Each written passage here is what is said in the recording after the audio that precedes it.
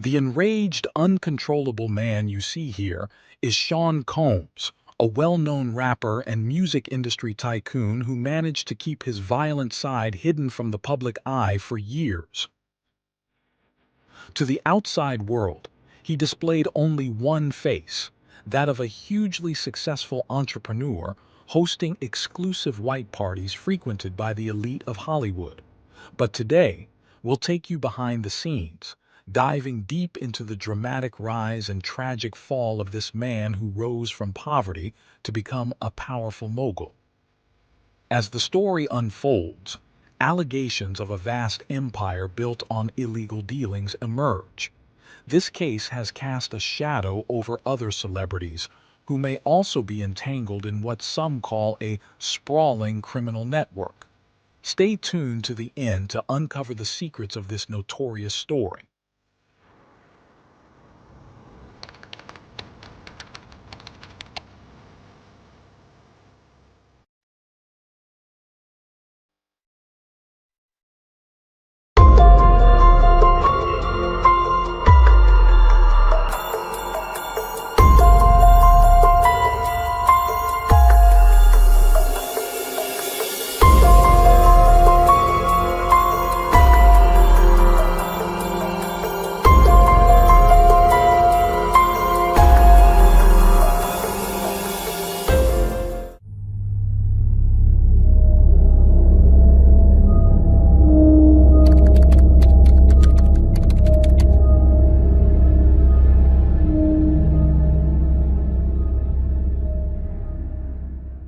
Sean Combs, known in the entertainment world as Puff Daddy or Diddy, was born on November 4, 1969, in New York City, USA.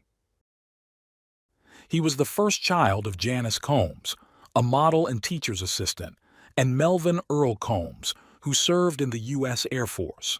The family lived in Harlem, a neighborhood rich in African American culture, which greatly influenced young Sean's life. 2 years after Sean's birth, his parents welcomed his sister, Keisha, and the family's joy was complete. However, tragedy struck soon after. Melvin became involved with a notorious Harlem heroin dealer and crime boss, leading to a fatal outcome. Reportedly mistaken for a police informant, Melvin was killed in a Central Park West shooting in 1972 at the age of 33. Left to raise her 2 young children alone, Janice took on every responsibility in the household. Despite facing financial hardships, she clung to her faith and instilled the same values in her children, often bringing them to church.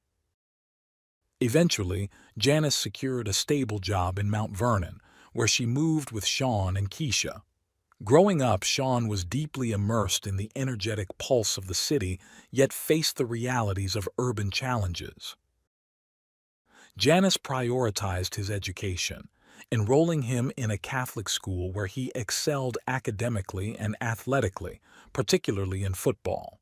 Yet, Sean's frequent mood swings earned him the nickname Puff, as he would huff and puff when upset. Determined to support his family, Sean took on a paper route before school each day, winning over more customers with his natural charisma and leadership. After graduating high school with ambitions of power and success, he enrolled at Howard University in Washington, D.C. to study business. However, his heart was set on the music scene. Sean quickly gained popularity on campus by organizing large parties, events that drew thousands and attracted well-known artists. His reputation in the music world caught the attention of Andre Harrell, the influential founder of Uptown Records, who offered him an internship. Driven by his dream, Sean made the bold choice to leave college and pursue a full-time career in music. Sean's dedication and creative vision helped him rise quickly, earning him a producer position at Uptown.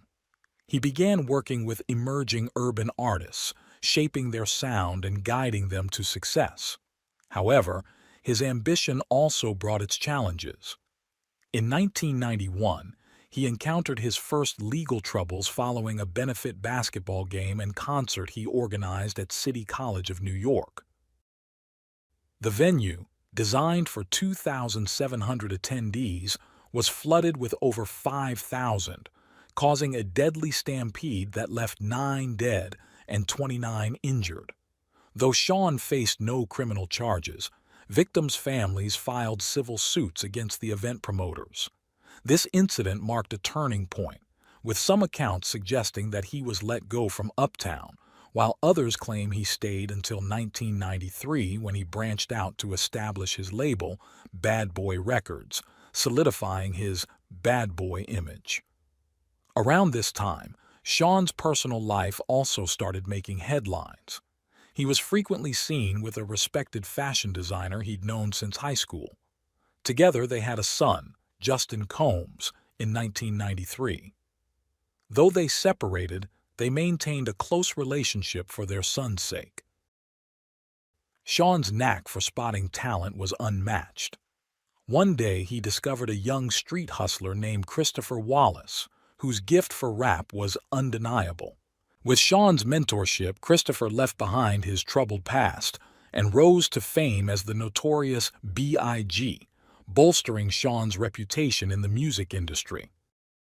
By 1994, Sean's personal life seemed stable as well. He started dating model Kimberly Porter, affectionately known as Lil' Kim, and adopted her son Quincy from her previous relationship. This period saw intense rivalry between East Coast and West Coast rappers, reportedly fueled by record labels to drive album sales. The tensions grew, creating an environment where Sean's rise in the industry intersected with both admiration and controversy, marking the beginning of his legendary yet tumultuous career. On one side of the infamous East Coast-West Coast rivalry was Death Row Records, backing the renowned rapper Tupac Shakur, while Sean's label stood firm on the East Coast, supporting the rise of Notorious B.I.G. Although the two rappers had once been friends, they grew apart as tensions escalated, eventually erupting into street conflicts among their fans. Tragically, this rivalry culminated in violence, claiming Tupac's life in a drive-by shooting in Las Vegas in September 1996. While Sean's label stood firm on the East Coast, supporting the rise of Notorious B.I.G. Both were shot while sitting in their cars, and in both cases, bullets were fired from a passing vehicle. Although there wasn't enough evidence to hold anyone accountable, Sean's name was inevitably linked to the tragedies, keeping him under a cloud of suspicion without any concrete charges. Despite the devastating loss of his friend, Sean pushed forward with his career, right as he was gearing up to release his debut album as Puff Daddy. He delayed the launch slightly to include the single I'll Be Missing You, a heartfelt tribute to Notorious B.I.G., featuring the late rapper's widow. As expected, the song was an instant success. The album as a whole was well received and multiple tracks topped the charts in 1997, propelling Sean to earn 2 Grammy Awards in 1998, one for Best Rap Album and another for Best Rap Performance by a Duo or Group. His winning streak continued that year, with 4 of Billboard's top 10 hits belonging to his label. Beyond producing for artists like Madonna and Mariah Carey, Sean not only became a music mogul but also established himself as a major figure among the elite. He launched his own urban-inspired clothing line, opening flagship stores in several major cities and earning recognition as a top men's fashion designer. In 1999, he appeared on the cover of Vogue in a shoot titled Perfect in Paris, alongside supermodel Kate Moss and fashion icons like Oscar de la Renta and Karl Lagerfeld. But one of his most iconic contributions to the social scene was his legendary white parties, exclusive events where guests dressed entirely in white. The idea for the White Party took shape when Sean threw a birthday party at his home in the Hamptons, a luxury enclave known for its wealthy and famous residents. Inspired by the elegance of white, he aimed to create an atmosphere of purity and sophistication. The concept was simple but powerful, quickly becoming a signature of his events. These gatherings weren't just parties, they were immersive experiences, curated down to the smallest detail to reflect Sean's lavish lifestyle. High-profile guests, from Leonardo DiCaprio to Beyoncé, flocked to these parties, while renowned DJs kept the energy high, with Sean himself often taking over the DJ booth.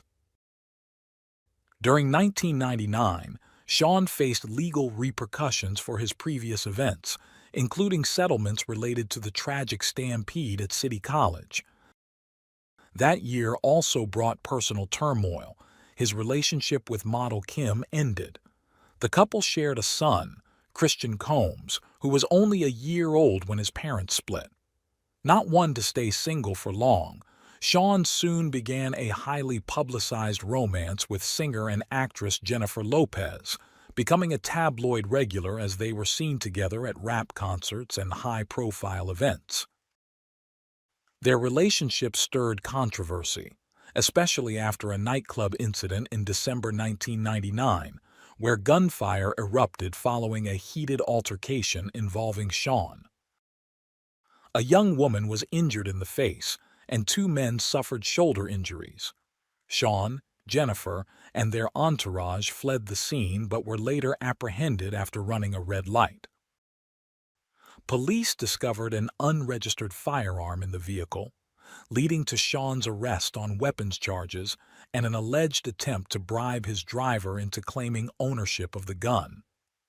Ultimately, in 2001, Sean was acquitted of all charges.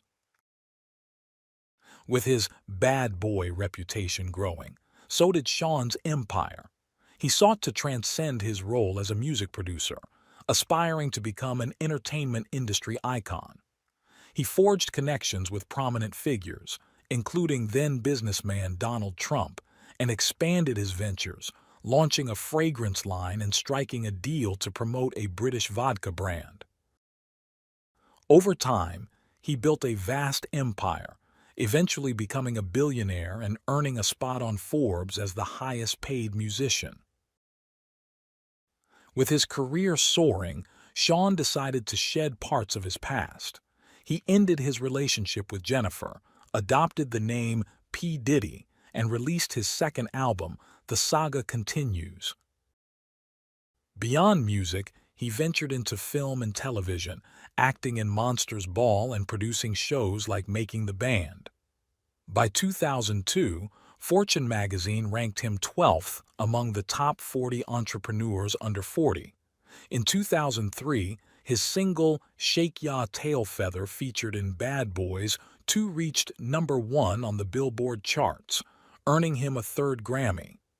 Later that year, he was honored by the Council of Fashion Designers of America.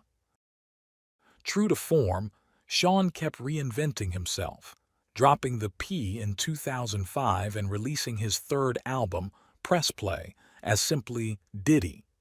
He rekindled his relationship with Kim in 2005, and in 2006, they welcomed twin daughters.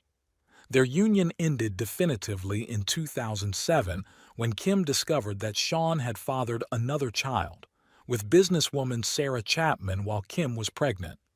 Despite revelations of his temper, Sean continued hosting his white parties, which he described as philanthropic events to raise funds for charity, blending luxury with generosity. In interviews, he jokingly highlighted essential ingredients for these events: attractive guests, alcohol, water, and door locks. The parties became cultural phenomena, embodying Sean's influence and his ability to bring people together. Eventually, he moved on from the white party concept, replacing it with freak-off parties. Rumors about these gatherings hinted at a darker, more controversial side to celebrity life. Following his breakup, Sean swiftly entered a relationship with singer Cassandra Ventura, better known as Cassie. Despite a notable age gap, Cassie was just 19 while Sean was 37, their relationship blossomed, extending into their professional lives as she joined his record label. In the years that followed, Sean continued to thrive in music, ventured into film, and launched Revolt, a media platform encompassing a television channel and digital outlet to uplift emerging artists and the African American community. His career achievements were celebrated with a star on the Hollywood Walk of Fame. Returning to his roots in hip-hop, Sean released the MMM mixtape in 2015 under the name Puff Daddy. In 2018, however, his life took a tragic turn when Kim, the mother of 4 of his children, passed away suddenly due to pneumonia. Sean publicly mourned her loss, expressing deep sorrow over her impact on his life. Amidst grieving, he also faced a breakup with Cassie after a relationship lasting over a decade. Embracing change once again, in 2021, Sean announced he had legally changed his middle name to Love. 2 years later, he returned to music with the Love album, featuring collaborations with artists like The Weeknd, earning a Grammy nomination. In December 2022, Sean revealed the birth of his 7th child. Throughout his success, rumors of alleged dark activity circulated, yet Sean always managed to avoid significant fallout until November 2023. That month, his former partner Cassie filed a lawsuit accusing him of sexual violence. According to her legal documents, she described a relationship marked by severe control and abuse. Cassie's lawsuit was filed under New York's Adult Survivors Act, which offered adult survivors a year-long window to file civil claims for sexual assault, irrespective of statute limitations. Cassie alleged that shortly after they met, Sean introduced her to a lavish, fast-paced lifestyle filled with drugs, leading to years of alleged sexual and physical abuse. The claim detailed how he coerced her into attending his freak-off parties, marathons of drug-fueled encounters with hired male sex workers in upscale hotel suites. Allegedly, these events were elaborate, orchestrated affairs involving involuntary drugging, with participants often needing intravenous hydration and nutrients afterward due to exhaustion. Cassie claimed she endured this treatment under extreme duress, with Sean allegedly threatening to release videos depicting her in situations she had not consented to. She stated that the abusive pattern began at the start of their relationship, and she only managed to break free in 2018. In one particularly harrowing incident, Cassie alleged that, following their breakup, Sean forcibly entered her Los Angeles residence and assaulted her. Further, she reported feeling threatened when her new boyfriend's car was later destroyed in an explosion, interpreting it as a clear warning. Despite the severity of these allegations, Sean denied everything and settled the case out of court with Cassie for a substantial financial sum. However, the settlement triggered mixed public reactions, with some questioning Cassie's motives, while others supported her courage in coming forward. Within days, 3 additional lawsuits emerged from other women alleging incidents spanning from 1991 to 2003, all involving Sean's parties. Sources revealed Sean allegedly attempted to bribe these new accusers, but they proceeded with their claims. These women described incidents of sexual abuse, beatings, and forced drugging. Among them was Joy Dickerson Neal, who alleged that in 1991, as a college student, Sean spiked her drink during dinner, rendering her unable to walk unassisted, after which he assaulted her and filmed the event. She claimed she reported the incident but faced reluctance from witnesses who feared professional retaliation. Additional claims came from women in New York's Southern District, including 2 who reported being teenagers during the alleged assaults. One anonymous accuser described being lured to a New York event in the early 90s, where Sean and singer Aaron Hall allegedly gave her and a friend alcohol before coercing them into sex. She recounted how, after Sean left, Hall entered the room and assaulted her. A separate woman recounted meeting Sean in 2003 at 17 years old. Her lawsuit accused Sean and associates of drugging her at his New York studio and assaulting her. Faced with a growing number of accusations, Sean's legal team quickly dismissed the claims as money-driven fabrications. Sean himself issued a public denial on social media, pledging to restore his reputation. Nevertheless, his downfall accelerated, leading him to step down as president of his television network. Civil courts continued to receive complaints, and by February 2024, a producer known as Lil Rod, who had worked with Sean from September 2022 to November 2023, filed a lawsuit accusing Sean of sexual harassment, drugging, and intimidation, coercing him into attending extreme parties. This case gained significant media attention, as he reportedly held video and audio evidence capturing illegal activities involving Sean, his staff, and others. Among those named in the lawsuit was Daphne Joy, former girlfriend of rapper 50 Cent and mother of one of his children, listed as one of the alleged sex workers involved. The documents further describe Sean's pattern of organizing high-profile sex trafficking parties, where illegal substances were allegedly offered, and guests could choose from young individuals not mature enough to consent legally. Reports indicated that record label executives allegedly turned a blind eye, benefiting financially from Sean's access to celebrities and high-ranking dignitaries.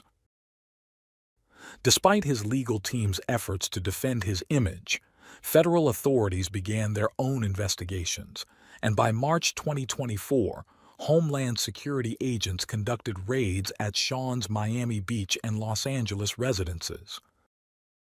During the Miami raid, Sean was reportedly present, while 2 of his children were seen handcuffed outside the Los Angeles mansion.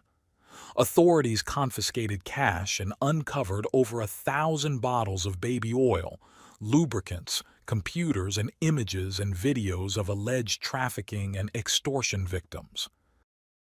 They also found firearms as well as restraining tape, hidden cameras, and specially designed rooms for sexual acts. Analysis suggested that the baby oil might have been mixed with an incapacitating drug used to subdue victims. As federal agents continued gathering evidence, Sean's reputation grew increasingly tarnished. On April 4th, a new lawsuit surfaced in Los Angeles Superior Court, this time involving Sean's son, Christian. The lawsuit alleged that Christian had violated the privacy of a young woman working on a yacht rented by Sean, who allegedly orchestrated the assault and later paid to cover up his son's actions. Between April and May, Sean's lawyers filed motions to dismiss the lawsuits, claiming the accusations were false and offensive, as Sean was portrayed as an upstanding individual. However, a crucial piece of evidence soon shattered that defense. On May 17, 2024, a prominent news network broadcast a security video captured at a Los Angeles hotel in March 2016. The footage vividly showed Sean physically assaulting his former partner, Cassie, who was waiting by the elevator, reportedly attempting to leave him after a previous beating, as outlined in her 2023 civil lawsuit. 2 days after the video went viral, Sean released a public apology, admitting to his inexcusable behavior, stating that he sought professional help after the incident and taking full responsibility for his actions. Sean's already crumbling public image took another hit when former model Crystal Machine filed a civil lawsuit accusing him of assault in his New York recording studio in 2003. Days later, an intern at Sean's record label from 1995 to the early 2000s shared her account of prolonged abuse, alleging forced drug use, emotional abuse, and career-threatening intimidation. The lawsuits continued to pour in. One came from a 51-year-old inmate who claimed that Sean drugged and assaulted him at a party 3 decades prior. According to reports, Sean allegedly offered him $2.3 million in an out-of-court settlement, which he refused. In early September 2024, Sean failed to attend a court hearing related to the case, and the court ordered him to pay $100 million to the inmate. However, his lawyer appealed, arguing that the man's criminal record discredited his testimony. Amid these mounting scandals, Sean traveled to New York on September 5th, checking into a Manhattan hotel in anticipation of a possible formal indictment and signaling his intention to surrender. 6 days later, former bandmate Dawn Rachel filed a federal lawsuit in New York. Her accusations, dating back to 2009, alleged withheld payments for album work, inappropriate touching, being pelted with objects, and deprivation of food and essentials during recording sessions. She claimed that he even threatened her life when she tried to intervene in Sean's alleged mistreatment of Cassie. Sean and his attorneys once again denied all accusations, but his downfall was imminent. On the night of September 16, 2024, Sean was arrested at a New York hotel, facing charges of sex trafficking, organized crime, and transporting individuals for prostitution. Following his arrest, authorities confiscated his cell phone and 3 electronic devices from his hotel room, sealing his fate in what had become one of the most publicized cases in entertainment history. Amidst the scandal, Sean, now 54, appeared in court, where prosecutors expanded the charges against him. They portrayed him as the leader of a criminal organization involved in or attempting various crimes, including sex trafficking, forced labor, interstate transportation for prostitution, drug offenses, kidnapping, arson, bribery, and obstruction of justice. Investigations revealed an alleged network of sexual exploitation operating across his residences in the Hamptons, Los Angeles, Miami, and luxury hotels. Prosecutors asserted that these encounters were coercive and abusive, forming the core of the sex trafficking case. According to the claims, Sean's parties blurred the lines between consensual and abusive, with participants allegedly coerced into participating in elaborate, often violent acts to satisfy the desires of powerful guests.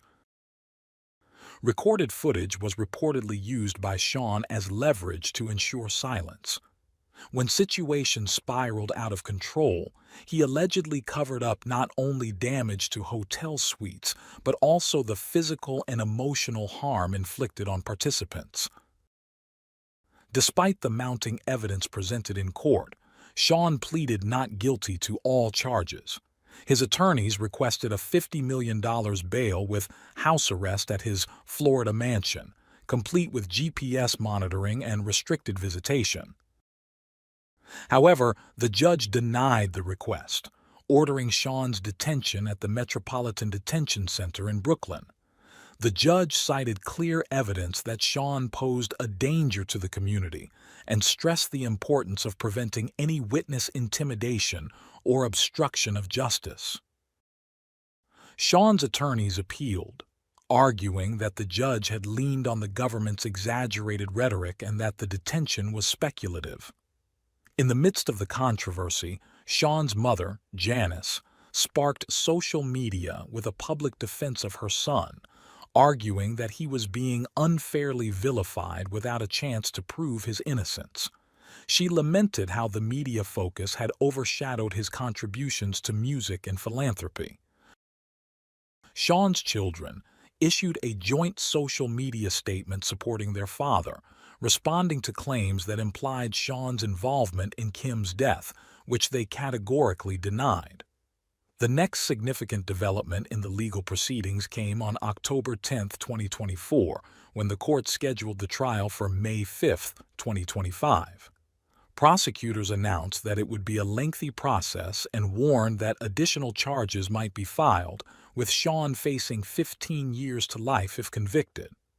Parallel to the criminal case, Sean also faced a civil suit from over 120 plaintiffs, including sex workers, dancers, and even hotel staff, who allegedly helped cover up his disturbing events and hid the destruction in the suites.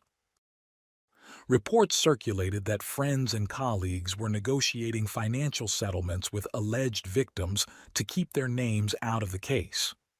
A source close to Leonardo DiCaprio stated that the white parties he attended around 2000 were far removed from the events detailed in the claims, clarifying that the actor had no connection to Sean's federal case.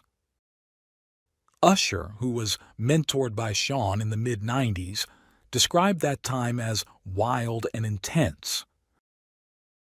Rumors have emerged linking Justin Bieber's past interactions with Sean to potential abuse, with some fans revisiting videos speculating that his song "Lonely" might be a veiled cry for help. Though Bieber hasn't commented directly, his spokesperson indicated he had distanced himself from Sean without elaborating. As Sean awaits his trial in May 2025, the case continues to fuel intense debate about power abuse and complicity networks within the entertainment industry, leaving a profound impact on the public's perception of celebrity culture.